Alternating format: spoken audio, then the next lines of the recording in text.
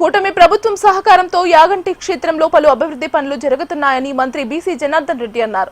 నంద్యాల జిల్లా యాగంటి ఆలయంలో పలు అభివృద్ధి పనులకు ఆయన శంకుస్థాపన చేశారు. గత ప్రభుత్వంలో ఎలాంటి అభివృద్ధి జరగలేదని ఆరోపించారు. 2025 ఏప్రిల్ 1 నుంచి 2026 మార్చి 31 వరకు హుండీ ఆదాయం 5.57 కోట్లు వచ్చిందన్నారు.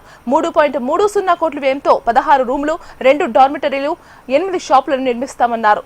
ఎన్డీఏ ప్రభుత్వంలో రాష్ట్రం వేగంగా అభివృద్ధి చెందుతుందని మంత్రి బీసీ జనార్దన్ రెడ్డి అన్నారు.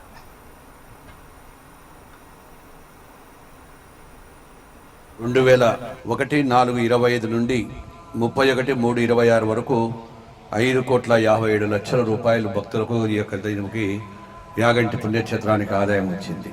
గత పాలకులు కూడా పరిపాలించినారు. మళ్ళీ 21 నుంచి 27 వరకు 24 వరకు 7 కోట్ల రూపాయల డబ్బులు వస్తే మరి ఏ అభివృద్ధి చేసినారో వాళ్ళు ఆ యొక్క గత పాలకులు చెప్పాల్సిన బాధ్యత ఉంది. అంటే స్వామి సొమ్ము ఎక్కడికి పోతా ఉంది? ఈరోజు మాకు వచ్చినటువంటి ఈ యొక్క నిర్మాణం వచ్చినటువంటిని ప్రజల కోసం, సౌకర్యాల కోసం, భక్తుల కోసం ఈరోజు 5 కోట్ల రూపాయలు వస్తే ఆ రోజు ఆ వచ్చిన డబ్బు ఎవరి చేతుల్లోకి పోయింది, ఎవరు తీసుకున్నారో, యా నాయకుడు తీసుకున్నాడో ఆ భగవంతుడికే తెలియాలి. మళ్ళా